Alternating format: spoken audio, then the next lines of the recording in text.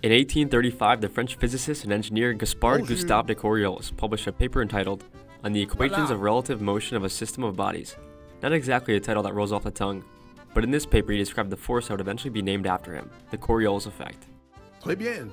Fun fact number 1. Coriolis' name is one of the 72 names of famous engineers, scientists, and all-around brainiacs inscribed in the Eiffel Tower. Kind of a big deal. C'est magnifique.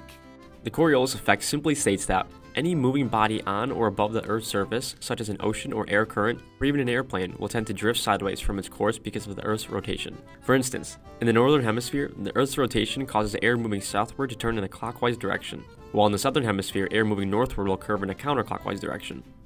Which brings us to fun fact number 2.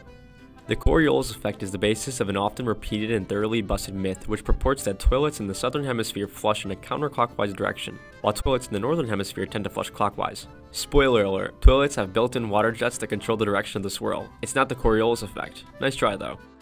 Sacré bleu. The simplest way to demonstrate the Coriolis effect is if 4 people are on a rotating merry-go-round and one person throws a ball to the person directly across from them. The merry-go-round's rotation, combined with the ball's directional inertia, will cause the ball to seemingly curve to the side and go to the person next to them. So what does all this have to do with flow measurement? Well, a Coriolis flow meter works in the same principle. Here's how.